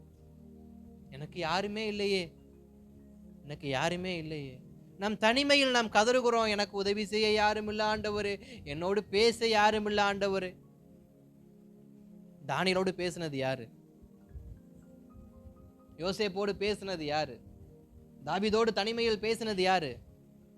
மிருகமா பேசிட்டு இருந்துச்சு, சிங்க கேபியில சிங்கமா பேசிட்டு இருந்துச்சு, அக்கினி ஜுவாலையில நெருப்பா பேசிட்டு இருந்துச்சு. அவர்கள் போன இடத்துலலாம் அவரோட பேசினது யாரு தான்? ஆவியானவர் தான் பேசினார். அவர் அவர்களுக்கு சத்தத்தை கொடுத்தார். அவர் தமது சத்தத்தை அவர்களுக்கு வெளிப்படுத்தினார். அப்ப முதலாவது, தேவன் ஆவியானவர் ஊற்றப்படுவதின் முதல் நோக்கம் என்னவென்றால், ஒவ்வொருவரும் அவருடைய சித்தத்திற்கு கீழ் வரும்படியாக. சித்தத்தின்படி கீழ் அப்படிங்கிறத விட சித்தத்துக்குள், அவருடைய சித்தத்துக்கு உட்படும்படியாக. நான் தவறு செய்யும்போது அவர் எனக்கு சுட்டி காட்டுவார். ஏன்? பரிசுத்த ஆவியானவர் என்னை அவர் பரிசுத்தப்படுத்தி கொண்டே இருப்பார். ஒவ்வொரு நாளும் நான் தூங்கும் போது, நான் உணவு உண்ணும் போது, நான் நடக்கும் பொழுது, நான் விளையாடும் பொழுது, நான் வேலை செய்யும் பொழுது, நான் எங்கு இருந்தாலும் ஆவியானவர் என்னை என்ன பண்ணுவாராம்? வழி நடத்துவாராம். எதற்கு நேரா? சித்தத்தின்படி. அதனாலதான் தாவீதுக்கு ஒரு தூதரை, ஒரு ஊழியரை அனுப்புறாரு. அவன் செஞ்சதை ஃபர்ஸ்ட் அவனுக்கு உணர்த்துப்பா. இன்றைக்கு அநேகருடைய இருதயங்கள் உணர்வில்லாமல் இருளடைந்து கிடக்கிறது. அநேகருடைய இருதயத்துல உணர்வில்லாமல் அவர்கள் இருதயங்கள் இருளடைந்து இருக்கிறது. என்ன இருள் அப்படின்னா, அவர்கள் செய்தது சரியா தவறா என்று தெரியாத இருளுக்குள் என்ன பண்றாங்க? அடைந்து கிடக்குறாங்க. நான் சரியான வாழ்க்கை வாழ்றேனா? நான் நல்ல வாழ்க்கை தான் வாழ்றேனா? நான் யோக்கியமான வாழ்க்கை வாழ்றேனா? நான் பிரியமான வாழ்க்கை வாழ்றேனா? நான் பாபம் இல்லாத வாழ்க்கை வாழ்றேனா? பரிசுத்தமான வாழ்க்கை வாழ்றேனா? இப்படி அந்த கேள்வி, வாழ்றேனா அந்த கேள்விக்குறி போட்டு அநேகருடைய இருதயம் எப்படிதான் இருக்கு? இருளடைஞ்சிருக்கு. அந்த இருளை வெளிச்சமாக்கும்படியே, அந்த இருளை வெளிச்சமாக்கும்படியே, அந்த ஒழுங்கற்ற காரியத்திற்கு ஒழுங்கை உண்டாக்கும்படி ஆதியாகமம் 1:2 நமக்கு தெளிவாக சொல்லுகிறது. அவர் ஜலத்தின் மேல் ஆவியானவர் அவர் பார்க்கும் பொழுது அந்த பூமி எப்படிப்பட்டதா இருந்துச்சு? ஒழுங்கு இல்லாம இருந்துச்சு. அதுல ஒரு தெளிவு கிடையாது, அதுல ஒரு அழகு கிடையாது, எதுவுமே இல்லை. நம்மை ஆவியானவர் தொடும் பொழுது நம்முடைய வாழ்க்கையும் அப்படிதான் இருந்துச்சு ஒரு காலத்தில். நான் பார்ப்பதற்கு அழகாக இல்லை, இடத்தில் வெளிச்சம் இல்லை, இடத்தில் பசுமை இல்லை, இடத்தில் நன்மை இல்லை, என்னிடத்துல புசிக்க தகுந்த கனிகள் இல்லை, நான் எதுவுமே இல்லாத ஒரு எப்படிப்பட்டவனா இருந்தேன்னா ஒன்றுமே இல்லாதவனை போலதான் கடந்தேன். அவர் என்ன மேல் அசைவாடினார். அவர் அசைவாடும் பொழுது அவர் சொன்ன ஒவ்வொரு வார்த்தைகளும், இந்த பூமி உருவாக்கப்படுவதற்கு ஸ்டெப் பை ஸ்டெப், அந்த வசனத்தை வரிசையா வாசிங்க, ஒவ்வொன்றா அந்த வசனங்களை மாத்திரம் வாசிங்க. வெளிச்சம், வானம் உண்டாக கடவுது, தேவன் வெளிச்சம் உண்டாக கடவுது என்றார், போதும். அவர் ஃபர்ஸ்ட் வெளிச்சத்தையே உண்டாக்குறாரு. அந்த ஜலம் எப்படிப்பட்டதா இருந்துச்சா? இருள் நிறைந்ததா இருந்துச்சா. என் வாழ்க்கையில இருள் மட்டுமே என்ன பண்ணக்கூடாது, இருக்கக்கூடாது. என் வாழ்க்கையில இருள் மட்டும் இருந்தா எனக்குள் உயிரோட்டம் இருக்காது. எனக்குள் என்ன இருக்காது? உயிரோட்டம் இருக்காது. சூரியனுடைய கதிர்வீச்சு இல்லாம நம்மளால வாழ முடியுமா? சூரியன் இருந்து வரக்கூடிய இந்த ஆக்சிஜன் இல்லாம நம்மளால வாழ முடியுமா? மரம் செடி கொடி அது வளருமா? அப்ப என் வாழ்க்கை இருளுக்குள்ளே இருந்துச்சுன்னா எனக்குள் உயிர்ப்பிப்பு என்ன ஆகாது, உண்டாகாது. அதனால ஃபர்ஸ்ட் வெளிச்சத்தை உண்டாக்குனாரு. அந்த வெளிச்சத்துக்கு ஆள சூரியன் ஒரு சுடரை உண்டாக்குனார், இரவுக்கு சந்திரன் ஒன்று உண்டாக்குனார். அந்த இருளையே இருளோடு விடல, அந்த இருளை ஆளும்படி சந்திரனை வைத்தார். இன்றைக்கு இரவு நேரங்கள் அந்த சந்திர வெளிச்சத்தை பெற்றுக்கொண்டு வாழக்கூடிய மக்கள் கூட்டம் எத்தனையோ இருக்கு. அந்த சந்திர வெளிச்சத்தை பெற்றுக்கொண்டு வாழக்கூடிய எத்தனையோ நீர்வாழ் ஜந்துக்கள் இருக்கு, எத்தனையோ தாவரங்கள் அந்த கதிர் வெளிச்சத்தை பெற்றுக்கொண்டு பூக்கக்கூடிய எத்தனையோ அதிசய பூக்கள் இருக்கு. அப்ப சூரிய கதிரும் சந்திரனுடையதான கதிர்வீச்சும் நமக்கு பிரயோஜனம் உண்டாகும்படி, எனக்குள் இருள் இருந்தது, அந்த இருளையும் அவர் எப்படிப்பட்டதா மாத்தினாரு, பிரயோஜனம் உள்ளதாய் மாத்தினார். எனக்குள் வெளிச்சம் இல்லாமல் இருந்தேன், எனக்குள் வெளிச்சத்தை கொடுத்தார்.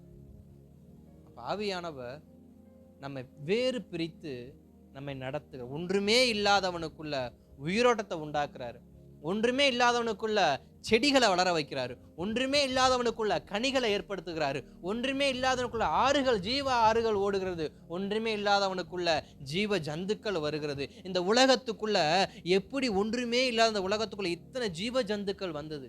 எப்படி மனுஷன் வந்தான், எப்படி மனுஷி வந்தா, எப்படி தலைமுறை வந்ததோ அதே போலதான் நானும் ஒரு வெற்றிடம், நானும் ஒரு வெற்றிடம்.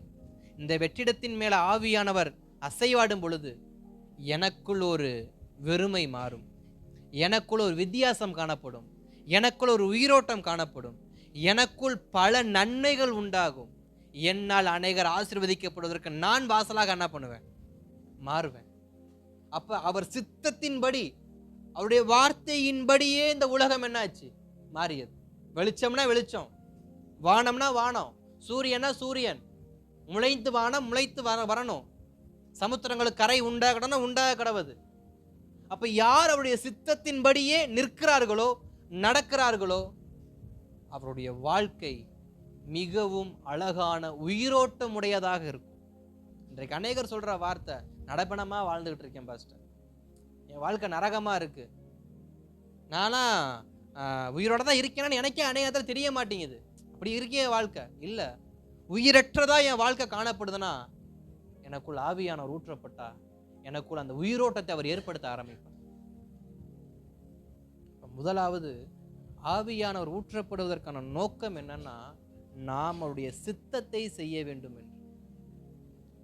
நாம் மரித்தவர்களை போல வாழ்வதற்காக நம்மை தேவன் தெரிந்து கொள்ளல, நாம் உயிருள்ளவர்களாக தேவனுக்கு பிரியம் உள்ளவர்களாக வாழும்படி ஆவியானவர் நம்மேல் ஊற்றப்பட்டார். அல்லேலூயா. இரண்டாவது பார்க்கிறோம், 1 கொரிந்தியரின் புஸ்தகம் 2ஆம் அதிகாரம் 10வது வசனத்தை வாசிக்கலாமா? 1 கொரிந்தியர் 2ஆம் அதிகாரம் அதன் 10வது வசனத்தை வாசிக்கலாமா? நமக்கோ தமது ஆவியினாலே வெளிப்படுத்தினார், அந்த ஆவியானவர் எல்லாவற்றையும் தேவனுடைய ஆழங்களையும் ஆராய்ந்திருக்கிறார். இப்ப இரண்டாவது, அவர் நம்மை ஆராய்ந்து அறிகிற தேவனாய் இருக்கிறார். ஆவியானவர் என்பது வெறுமன அல்ல, அவர் நம்மை ஆராய்கிற தேவன். எதை ஆராய்கிறார்? நம்ம இடத்துல என்ன இருக்கு ஆராய்ந்து பார்க்கறதுக்கு? நம்ம கிட்ட ஆராய்ந்து பார்க்க என்ன இருக்கு? ஆராய்ந்து பார்த்தா எதாவது ஆராய்ந்து பார்க்கணும். அவர் நமது எண்ணங்களை, என்னால் படிக்க முடியாத ஒரு ரகசியம் ஒன்று இருக்குன்னா அது எனக்கு முன்பாக இருக்கிறவர்கள் என்ன யோசிக்கிறார்கள் என்பது. என்னால் படிக்க முடியாத ஒரு ரகசியம் என்று ஒன்று இருக்குன்னா நான் சொல்லுவேன் என்றால் எனக்கு முன்பாக நிற்கிறவர் என்னை குறித்து என்ன யோசிக்கிறார், அல்லது அவர் அடுத்து என்ன செய்ய போகிறார் என்பதை என்னால் என்ன பண்ண முடியாது, யோசிக்க முடியாது. அது நன்மையா தீமையா எனக்கு தெரியாது. தேவன் இருதயங்களை ஆராய்ந்து பார்க்கிறார். அவர் நம்முடைய மனிதனுடையதான எண்ணங்களை, இருதயத்தை ஆராய்ந்து அதில் நன்மையையும் தீமையும் வேறு பிரித்து காண்பித்து அவனை நல்வழிப்படுத்துகிறார். இன்றைக்கு அமர்ந்திருக்கிற நாம் எல்லோரும் நாம் பார்ப்பதற்கு சபைக்குள் இருந்தாலும் நம்முடைய இருதயத்தின் எண்ணங்கள் எந்தெந்த திசையில் ஓடிக்கொண்டிருக்கு நமக்கு மட்டும்தான் தெரியும். திடீர்னு நல்லாதான் யோசிக்கும், திடீர்னு இன்னைக்கு அப்படின்னு யோசிக்கும், திடீர்னு கோபம் வந்துருச்சுன்னா அவனை கொன்றணும்னு யோசிக்கும். அந்த இருதயத்துடைய யோசனைகள் ஓடிக்கிட்டே இருக்கும், அளவு போயிட்டே இருக்கும். வேதத்துல ஒரு வார்த்தை அழகா இருக்கிறது. அந்த வார்த்தையை அப்படியே பார்க்காம நான் சொல்ற மாதிரி ஒரு கண்ணோட்டத்திலையும் பார்த்து பாருங்க. மத்தேயு சுவிசேஷம் 5ஆம் அதிகாரத்துல பிறருடைய மனைவியை இச்சையாய் பார்ப்பது அல்லது ஒரு ஸ்திரீயை இச்சையோடு பார்ப்பதே அவரிடத்தில் விபச்சாரம் செய்தாயிற்றுன்னு சொல்லி வேதம் நமக்கு என்ன பண்ணுது, தெளிவுபடுத்துகிறது. இப்ப நான் உங்ககிட்ட இன்னொரு கேள்வியை நான் போடுறேன். கண்ணால பார்த்தாலே அது விபச்சாரம், அதை இச்சையோடு பார்ப்பது அல்ல, இச்சையோடு பார்த்தாலே விபச்சாரம் செய்ததுக்கு சமம்னு சொல்லுகிற போது நான் ஒருவனை இருதயத்தின் ஆழத்தில் கொல்லணும்னு நினைக்கிறப்ப, நான் என்னுடைய சிந்தையில ஒருத்தனை இப்படியெல்லாம் அவமானப்படுத்தணும், இப்படிலாம் பேசி அவனை என்ன பண்ணணும், அவமானப்படுத்தணும், அவனை இவங்ககிட்டலாம் சொல்லி அசிங்கப்படுத்தணும், இந்த இடத்துக்கு வர வச்சு அவனை கேட்காத கேள்வி நான் என்ன பண்ணணும், கேட்கணும். இது எல்லாமே எங்க ஓடுது? இது எனக்கு இது தெரியுமா? நீங்க எனக்கு தான் ஆப்படிக்க போறீங்க எனக்கு தெரியுமா? தெரியாது.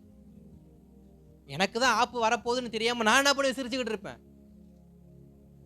அப்ப அவங்க இருதயத்துல என்ன ஓடிக்கிட்டு இருக்கு?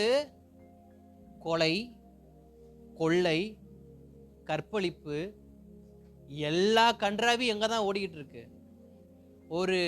ஒரு யூனிவர்சல் லைப்ரரி எதுக்குள்ளதான் இருக்கு? சிந்தைக்குள்ளதான் இருக்கு. அதுல இருந்து அவன் யோசிக்க பார்வைக்கே விபச்சாரம் என்றால் இங்க ஒருத்தன் பார்வையில ஒருத்தன் கொண்டிருப்பாப்பா, அவன் மேல என்ன பலி வந்திருக்கு? ரத்த பலி வந்திருக்கு. அவன் கொலைகாரன். இப்ப என்கிட்ட இந்த பொருள் இருக்கு, இவன் அசந்தா தானே எடுத்துட்டு வந்துடுறாப்ப, அவன் எப்படிப்பட்ட திருடனா மாறுறான். அப்ப எல்லாருடைய சிந்தையிலே அவர்கள் பாவிகளா பலவீனராக மாறிடுறாங்க, வெளி தோற்றத்துல அல்ல. இன்றைக்கு எத்தனையோ குற்றங்கள் நமக்கு நடக்குது. செய்தவன் மாட்டினா, இருதயத்திலே செஞ்சவனுக்கு இன்றைக்கு அப்படிப்பட்ட பல இருதயங்கள் என்ன பண்ணுது இருக்கிறது. அந்த இருதயங்களை ஆராய்ந்து சோதித்து அறிவதற்காக தான் ஆவியானவர் நம்மிடத்தில் இறங்கி நம் நினைவுகளை ஆராய்ந்து, நம் எண்ணங்களை ஆராய்ந்து, நம் சிந்தைகளை ஆராய்ந்து சரி எது தவறு எது என்று நமக்கு நினைவுபடுத்தி கொண்டே இருக்கிறார். இளையகுமாரனை குறித்து நமக்கு தெரியும். இளையகுமாரனுடைய சிந்தையில் அப்பா வீட்டுக்கு போலான்ற ஒரு ஸ்ட்ரைக் வர்றதுக்கு என்ன காரணம்?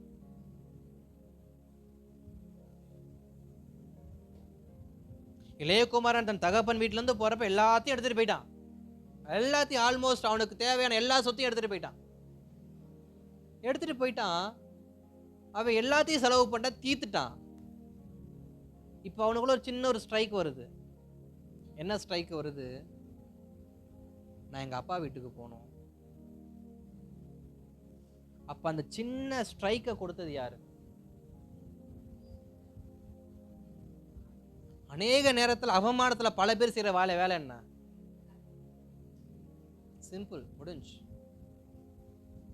எலி பிஸ்கட்டோ, எறும்பு சாப்பீஸோ, அல்லது பால்டாயிலோ,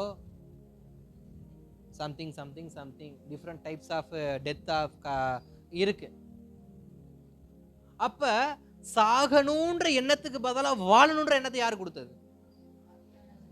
அப்ப தேவன் நம்மை வாழ வைப்பதற்காக, நல்வழிப்படுத்துவதற்காக, நான் எல்லாவற்றையும் இழந்து விட்டேன், நான் விபச்சாரம் செய்தவனாக இருக்கட்டும், நான் பாவம் செய்தவனாக இருக்கட்டும், நான் குடிவெறியில் கடந்தவனாக இருக்கட்டும், நான் தகப்பன் சொத்தை ஏமாற்றினவனாக இருக்கட்டும், எல்லாவற்றையும் நான் வித்து வித்து வித்து காலி பண்ணி இப்போ எம்டியா நிற்கிறேன். இதுக்கப்புறம் எனக்கு வாழ்றதுக்கு வழி இல்லை.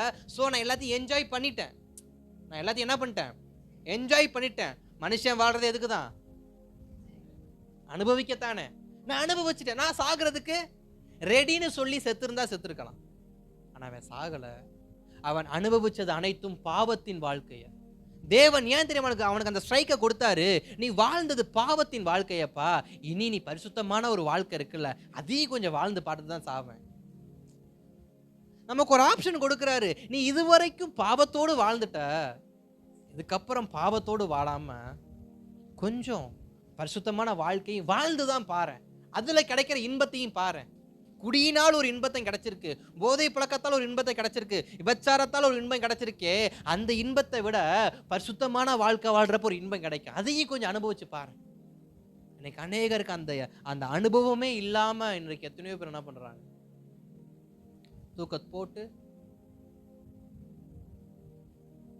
அப்ப அந்த சின்ன நேரத்துல இளையகுமாரனுக்கு தேவன் ஒரு சின்ன காரியத்தை காண்பிக்கிறாரு. உன் இருதயத்துல பல கேள்வி ஓடிட்டு இருக்குப்பா, நான் சொல்றதை மட்டும் இந்த நேரத்துல கேளுன்னு சொல்லி அவனுடைய இருதயத்தில் ஓடிக்கொண்ட எல்லா கருமையான சிந்தையும் லைட்டா ஆஃப் பண்ணிட்டு ஒரே ஒரு சிந்தையை மட்டும் 1000 வாட்ஸ் பல்பாட்டம் கொண்டு வராரு. அப்பா வீட்டுக்கு போ, நீ வாழ்றதுக்கான வழி அங்க போ. நம் வாழ்வதற்கு வழிகாட்டும்படியாக தான் நம் இருதயங்களை எல்லாம் ஆராய்ந்து பார்க்கிறதான் பரிசுத்த ஆவியானவர். இன்னைக்கு நிறைய இடத்துல குழம்பிடுறோம். பல எண்ணங்கள், பல குழப்பங்கள், பல மனிதனுடைய ஆலோசனைகள். ஒன்று சுய சிந்தையின் ஓட்டங்கள், இன்னொன்று பிறர் சிந்தையின் ஓட்டங்கள். எங்க இதில் தான் ஓடிட்டு இருக்கு. இதெல்லாம் ஆராய்ந்து அதில் நன்மை எது தீமை எது நம்ம கற்றுக் கொடுக்கணும்னா அதுக்கு தேவைதான் ஆவியானவர். அவர் நம்மை ஆராய்ந்து அறிந்திருக்கிறார். தாவீது அழகா சொல்லுவாரு, நான் பூமியின் பாதாளத்தில் படுக்கை போட்டாலும் அங்கேயும் நீங்க இருக்கிறீங்க. ஏன்? நாங்க என்ன செய்கிறேன் என்பதை பார்க்கும்படி. நான் தவறு செய்கிறவன் தான், நான் தவறு செய்யாதபடிக்கு நீங்க என்ன பண்றீங்க? வழி நடத்துறீங்க. அப்ப ஆவியானவர் வெறுமன கை தட்டுவதற்கும் சபைகள் அந்நிய பாஷை பாடுவதற்கு மாத்திரமல்ல. அவர் ஊற்றப்பட்டதின் இரண்டாவது நோக்கம் என்ன? நம் சிந்தையை அவர்கிட்ட கொடுக்கணும், நம் நினைவுகளை அவர்கிட்ட கொடுக்கணும். நம் நினைவுகளை அவர்கிட்ட கொடுத்து, நம் மனதை அவர்கிட்ட கொடுத்து, நீங்க ஆராய்ந்து என்னை நடத்துங்கப்பா.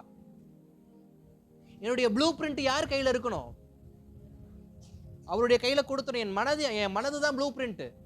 நாளைக்கு என்ன செய்ய போறேன், நாளானைக்கு என்ன செய்ய போறேன், அடுத்த மாசம் என்ன பண்ண போறேன், அடுத்த வருஷம் என்ன பண்ண போறேன், 10 வருஷத்துக்கு அப்புறம் எனக்கு பிறக்க போற பிள்ளைக்கு என்ன பண்ண போறேன், எல்லா ப்ரீ பிளானும் எங்க நிக்குது? இந்த ப்ளூ பிரிண்ட் எங்க கொடுக்கணுமா? தேவன் கிட்ட கொடுத்து நீங்க ஆராய்ந்து என்னை நடத்துங்கப்பா.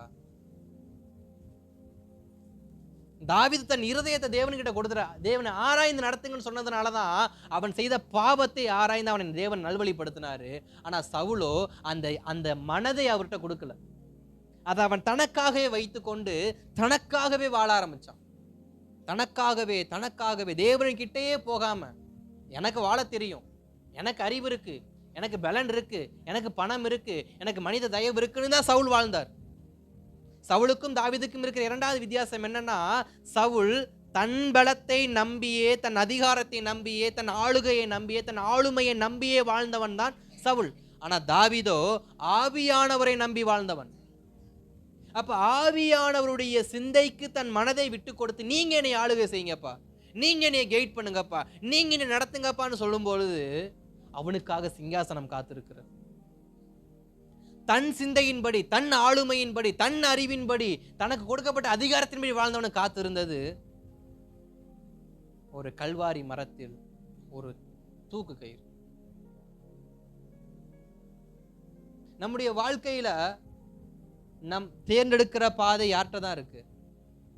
என்கிட்டயா? உன் வாழ்க்கை என் கையிலையா? ஆவியானவர் கையில். எந்த முடிவா இருந்தாலும் யார்கிட்ட தான் கொடுக்கணும்? நம்ம சொல்லுவோம், உன் வாழ்க்கை உன் முடிவு என்ன எடுத்துட்டு போய் சாவு. இல்ல, உன் வாழ்க்கை ஆவியானவர்கிட்ட கொடு. உன்னை ரட்சித்த, உன்னை தொட்ட, உன்னை அபிஷேகித்த ஆவியானவரை நம்பி உன் வாழ்க்கையை கொடு, உன் மனதை கொடு, அவர் கைட் பண்ணுவார். தாவீது நம்பி கொடுத்துட்டார். நீங்க கைட் பண்ணுங்கப்பா, பார்த்துக்கலாம், என்ன வந்தா எனக்கு என்ன, நான் பார்த்துக்கிறேன். சிங்கத்தை கொள்ள தைரியம் எங்கேருந்து வந்துச்சு? முன்ன பின்ன அனுபவம். ஜூலியா வளர்த்த தாவீது சிங்கத்துடைய வாயும் கரடியுடைய வாயும் கிழிச்சு போட்டாராமா. அவர் ஜூலியா வேலை பார்த்தாரு, இல்ல கசாப்பட்டில இருந்து வேலை பார்த்தாரா? அவருக்கு எப்படி அதை செய்யணுன்ற ஒரு அறிவு வந்துச்சு? அதுதான் ஆவியானவர் நடத்தப்படுதல்.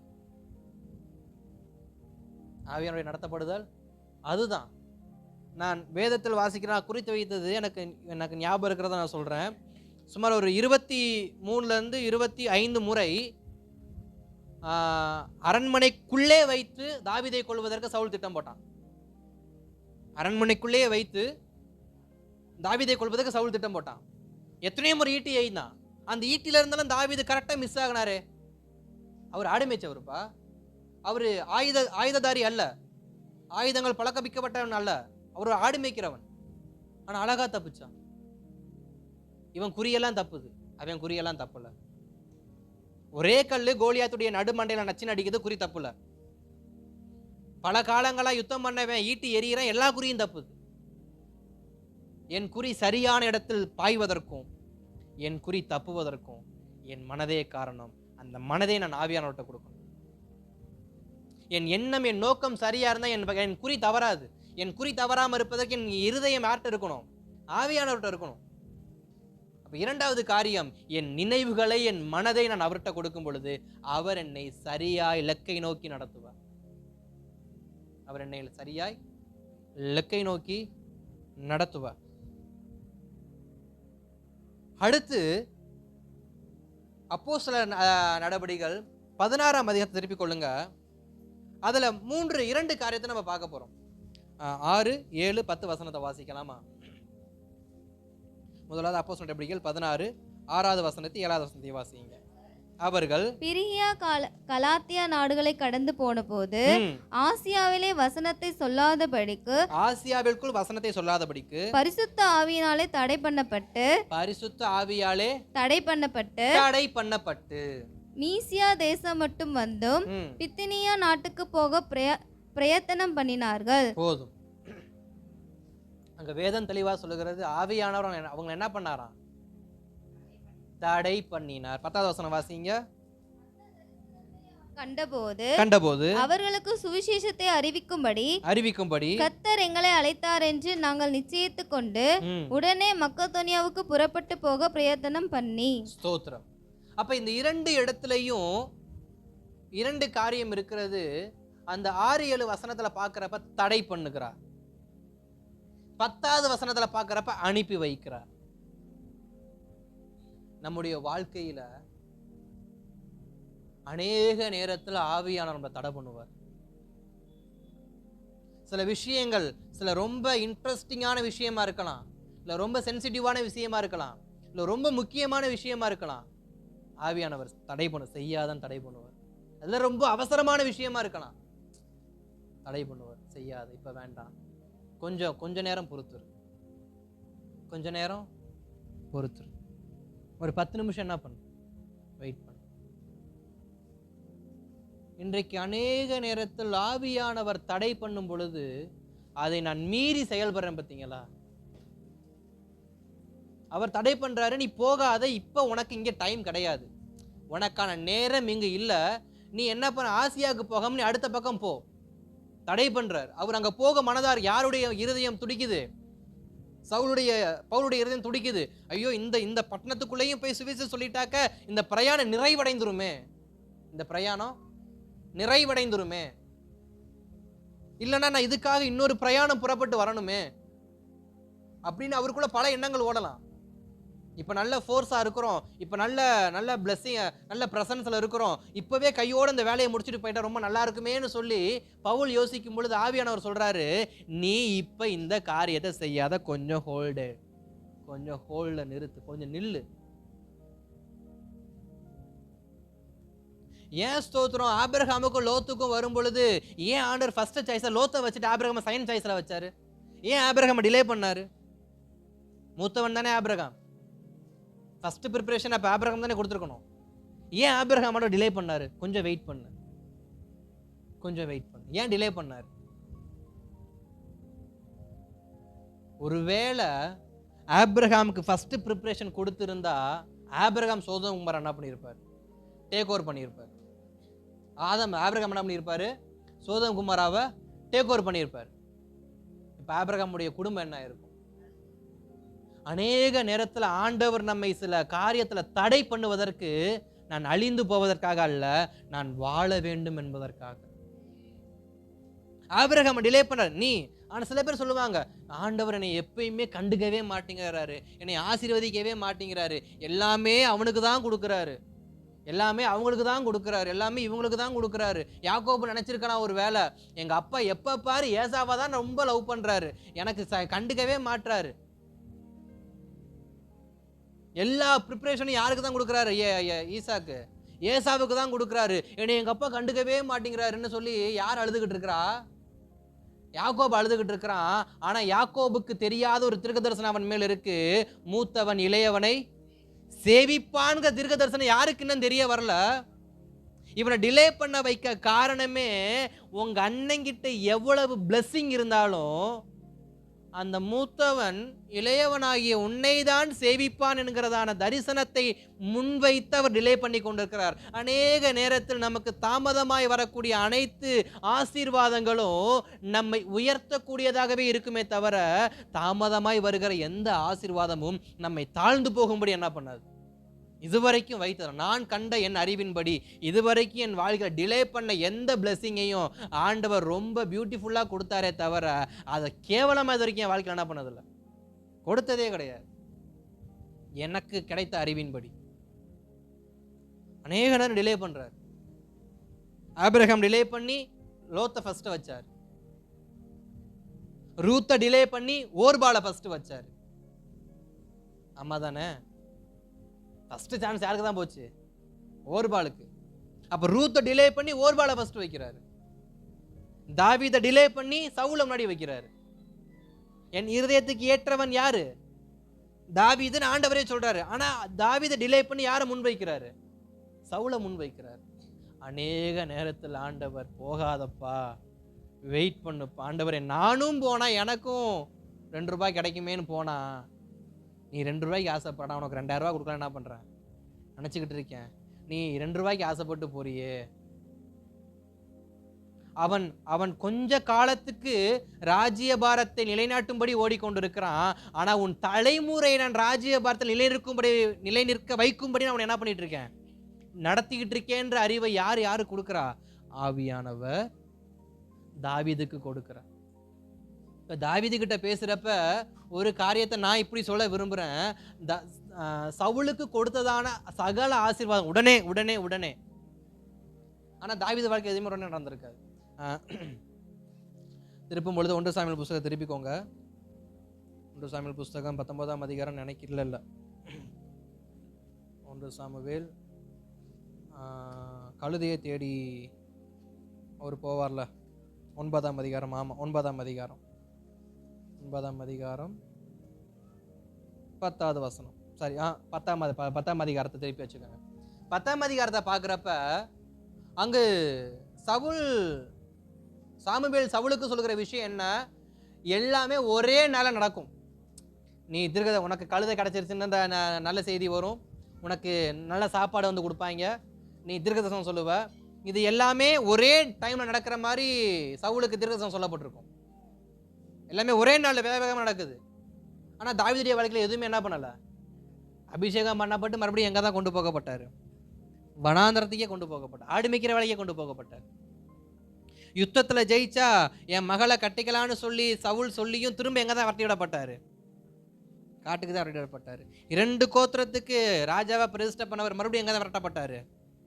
காட்டுக்கு தான் விரட்டப்பட்டார். அப்போ தாவீதுடைய வாழ்க்கையில் எல்லாமே டிலே, எல்லாமே டிலே, எதுவுமே ஃபாஸ்ட் கிடையாது.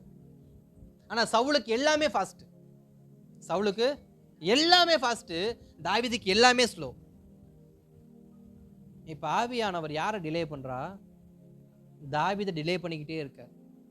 இது உன் காலம் இல்லை, தாவீதுடையதான போர்ச்சவர்கள் சொல்றாங்க, தாவீதே சவுல் உள்ளதான் இருக்கான், ஒரே குத்தாம சோழியை முடிச்சிடலாம், வாங்க நம்ம ராஜாவாயிரலாம் அப்படின்னு சொல்றப்ப ஆவியானவர் சொல்றாரு, இது உன் நேரம் இல்லை, நீ டிலே, நீ காத்துரு, நீ காத்து, இது உனக்கான டர்ன் கிடையாது.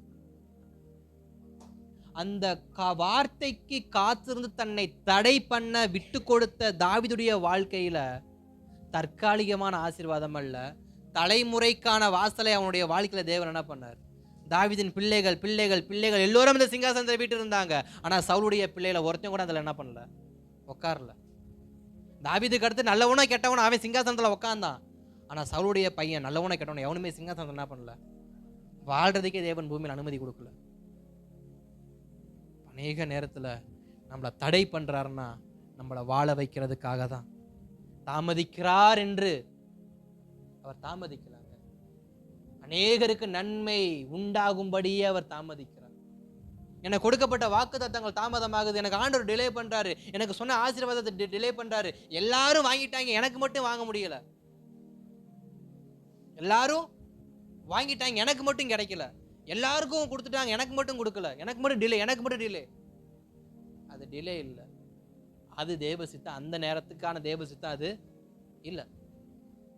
அதை நான் புரிஞ்சுக்கிட்டு நான் விட்டு கொடுத்தேன் அப்படின்னா, என்னையே நான் தேவசத்துக்கு விட்டு கொடுத்தேன் அப்படின்னா, தடை பண்ணுவதற்கு விட்டு கொடுத்தேன் அப்படின்னா, அவர் என்னை அழகா நடத்துவார். அதை ஆபோக்கு சொல்லுவார், குறித்த காலத்துக்கு தரிசனம் இன்னும் வைக்கப்பட்டு இருக்கிறது, அது தாமதித்தாலும் டிலே ஆனாலும் தடை பண்ணப்பட்டாலும். அதனாலதான் அந்த வார்த்தை அழகா சொல்லுது, தாமதித்தாலும். அந்த தாமதித்தாலும் வார்த்தையை மாத்திரம் யாரும் தீர்க்கதரிசனம் என்ன பண்றது இல்ல, எடுக்கல. அந்த குறித்த காலத்தை மட்டும் பிடிச்சுக்கிறோம். குறித்த காலத்துக்கு தரிசனம் வைக்கப்பட்டிருக்கிறது. ஆனா அதுல ஒரு வார்த்தை முக்கியமான அண்டர்லைன் பண்ண வேண்டிய வார்த்தையே தாமதம் தான். இன்றைக்கு கர்த்தருடைய தாமதம் ஆசீர்வதிப்பார்னு யாரும் தீர்க்கதரிசனம் எடுத்துக்கிறாங்களா? இல்ல. கர்த்தர் நாளைக்கே உனக்கு சகப்புலர் காரா கொடுப்பார்னா ஆமீன். உனக்கு 2 மாடி வீடு கட்ட கொடுப்பார், ஆமீன். நீ படிச்ச படிப்புக்கு உனக்கு 1 லட்ச ரூபாய் சம்பளத்தில் கிடைக்கும், ஆமீன். ஆண்டவர் நீ 2 வருஷம் காத்திருக்க சொல்றான்னு யாராவது காத்திருக்க ஆமீன் போடுறோமா?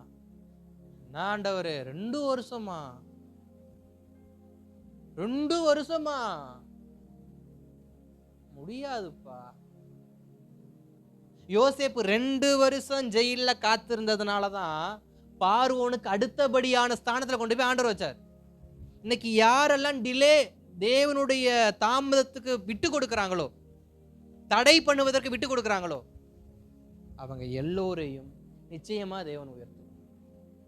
அல்லேலூயா. அப்ப அவர் தடை பண்ணுகிறார். எதை தடை பண்ணுகிறார்? என்னுடைய வேகத்தை தடை பண்ணுகிறார். என்னுடைய குறுக்கு புத்தியில் வரக்கூடிய ஆசீர்வாதங்களை தடை பண்றார். அப்ப என்னுடையதான கோணலான வழிகளை எல்லாம் தடை பண்ணி என்னைய செவ்வையான வழியில நடத்துறாரு. அதனாலதான் அது டிலே ஆகுது. ஏன் தெரியுமா டிலே ஆகுது?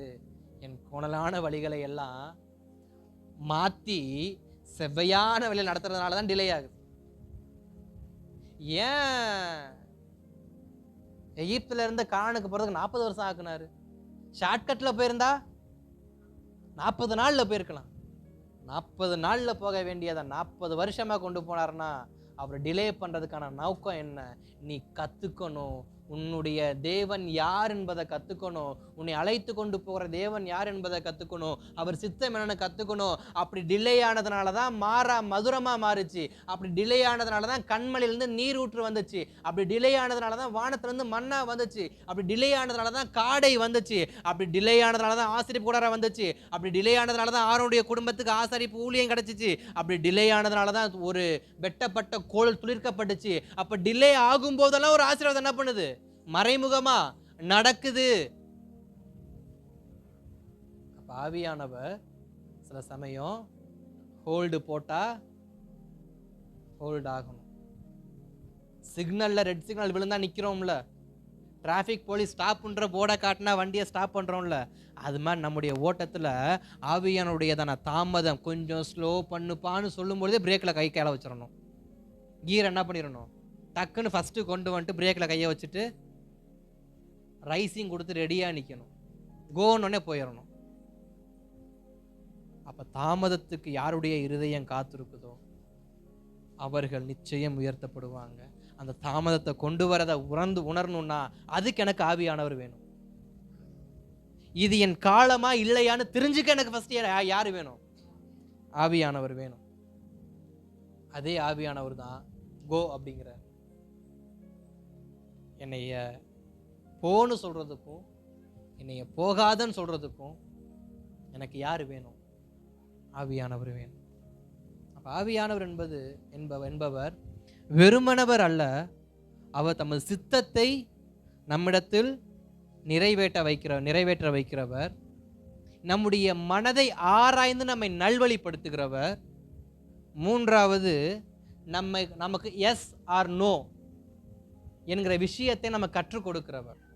இன்னும் ஒரு 3 காரியம் இருக்கு. ஸ்தோத்திரம் குறித்து மட்டும் வச்சுக்கோங்க.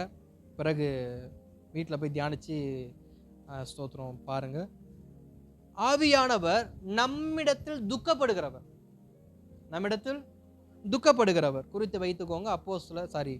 எபேசியர் 4:30, எபேசியர் 4:30, மத்தேயு 12ஆம் அதிகாரம் 31-32, வெளிப்படுத்தல் 2:4. இது துக்கத்தை குறிக்கிறது. எதை குறித்த துக்கம்? நான் செய்வதை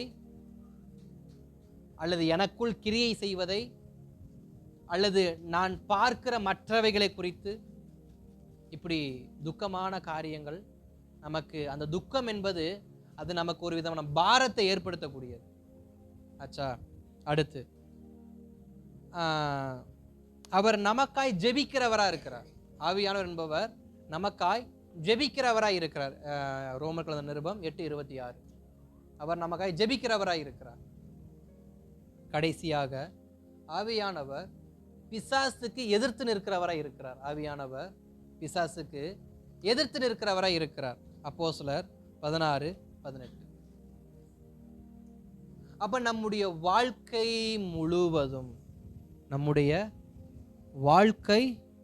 முழுவதும் ஆவியானவருக்கு விட்டு கொடுத்தால், அப்போஸ்தல காலத்தில் நடந்த அந்த மாற்றத்தை, அந்த எழுப்புதலை, அந்த ஆவியானுடையதான கிரியைகளை நாமும் பார்க்க முடியும். அல்லேலூயா. நம் இருதயத்தை பேதுருவோ, மத்தேயுவோ, பிலிப்போ அல்லது யோவானோ அல்லது பவுலோ சாதாரணமா தங்களை ஆவியானவருக்கு விட்டு கொடுக்கல. நாம் நினைக்கிறது ஆவியானவருக்கு விட்டு கொடுக்கறதுனா எல்லாரும் தமிழ்ல பாடுவாங்க, நம்ம தெரியாத மொழியில கையை தட்டி பாடுறதுதான் இல்ல. அது அடையாளம், அது ஒரு பக்கம் இருக்கட்டும். பட் பர்பஸ், என் மேல் ஆவியானவர் ஊற்றப்பட்டதற்கான நோக்கம் என்ன? நான் அவர் சித்தத்தின்படி நடக்கணும். பெந்தேகோஸ்தே சபைக்கு போறேன். நான் எதற்காக பெந்தேகோஸ்தே சபைக்கு போறேன்? நான் அவர் சித்தத்தின்படி நடக்கணும். என் மனதை அவர் ஆராய்ந்து பார்க்க, என் மனதை நான் தளர விடணும். அவர் என்னை தடை பண்ணவும் அனுப்பிவிடவும் நான் ஆயத்தம் உள்ளவனா இருக்கணும். அவருடைய துக்கத்தை நான் புரிந்து கொள்ளுகிறவனா இருக்கணும். நான் ஜெபிக்கிறவனா இருக்கணும். எனக்காய் ஜெபிக்கிற நானும் ஜெபிக்கிறவனா இருக்கணும். நான் எதிர்த்து நிற்கிறவனா இருக்கணும். எதற்கு? பிசாசுக்கு. இன்னும் நிறைய காரியங்கள் இருக்கிறது. அப்ப ஆவியானவர் நம்மேல் ஊற்றப்படுகிறார் என்றால் எதற்காக, ஏன் என்பதை நான் கொஞ்சம் சொல்லியிருக்கேன். நீங்க தியானியுங்க, தொடர்ந்து வேதத்தை வாசியுங்க. அதிகமான வெளிப்பாடு நிச்சயமா தேவன் என்ன பண்ணுவார்? கொடுப்பார். பெற்றுக்கொண்ட அபிஷேகத்தை போக்கடிக்கிறவன், பெற்றுக்கொண்ட அபிஷேகத்தை அமுக்கி வைக்கிறவன், அல்லது மரக்காலையை போட்டு மூடி வைக்கிறவன், அதை வைத்திருந்து பிரயோஜனம் கிடையாது. பெற்றுக்கொள்ள வாஞ்சையோடு இருக்கணும். இன்னைக்கு நல்ல வாழ்க்கை வாழ பல பேருக்கு ஆசை இருக்கு, வாழதான் தெரியல. வழிகாட்டி யாருன்னு இல்லை. நிறைய பேர் சொல்றது, உனக்கு வழிகாட்ட நான் இருக்கேன், எனக்கு வழிகாட்ட யார் இருக்கா? எனக்கு வழிகாட்ட ஒருவர் இருக்கிறார், ஆவியானவர். அவரிடத்துல கேளுங்க. அவர் நம்மை சகல நல்வழிப்படுத்தி நம்மை நடத்துவார். எப்படிப்பட்ட சூழ்நிலையா இருந்தாலும் அவர் நம்மை நல்வழிப்படுத்தி நம்மை நடத்துவார். ஒரு சுழற்சியான அல்லது ஒரு முடிச்சு போடப்பட்ட ஒரு காரியத்திலிருந்து வெளிப்படணுமா, அவரை கேளுங்க. அழகா அந்த அந்த அந்த நாட்டை என்ன பண்ணுவார், ரிலீஸ் பண்ணி நம்மளை வெளியே அழகா கொண்டு வருவார். சேதமின்றி நம்மை அவர் காப்பாற்றுவார். ஒரு சேதம் நமக்கு வராது.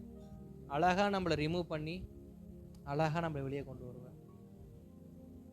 நம்முடைய வாழ்க்கையை மேம்படுத்தி அடுத்த கட்டத்துக்கு ஆசீர்வாதமாய் மாற்றிக்கொள்வதற்கு எனக்கு ஆவியானுடைய ஊற்றப்படுதல் வேண்டும். ஊற்றப்பட்ட ஆவியானவரை நான் சரியாய் பயன்படுத்தி கொள்ள வேண்டும். இல்லை என்றால் நான் அபிஷேகத்தை வாஞ்சையோடு நான் ஏற்றுக்கொள்ள வேண்டும்.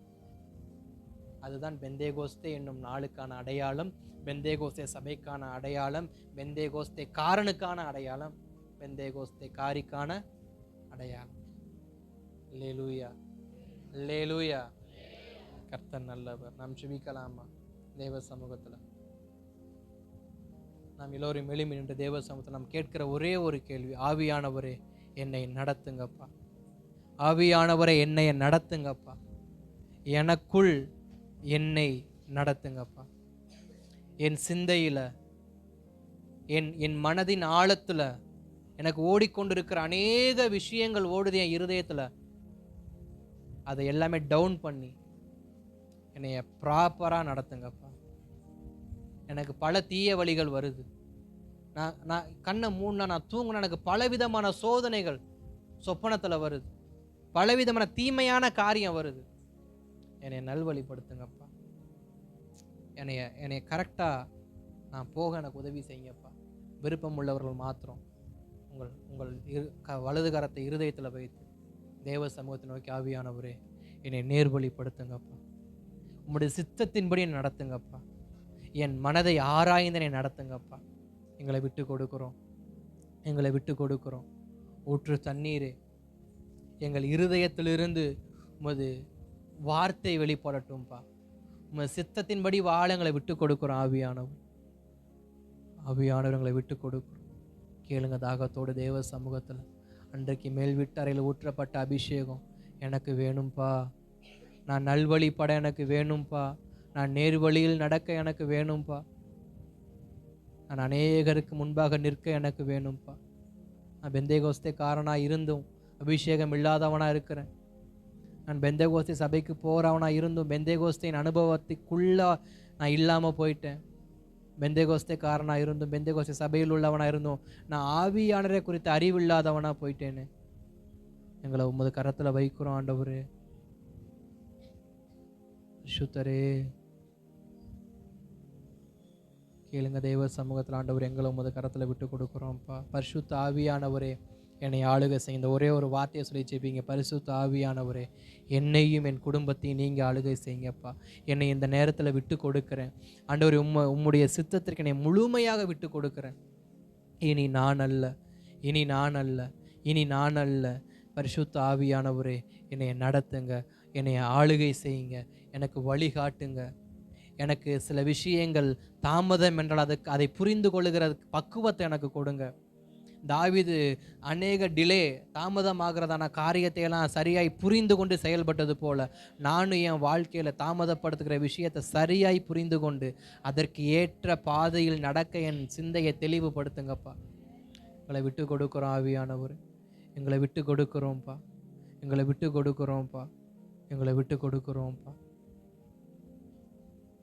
எங்களை விட்டு கொடுக்குறோம்ப்பா, எங்களை விட்டு கொடுக்குறோம்.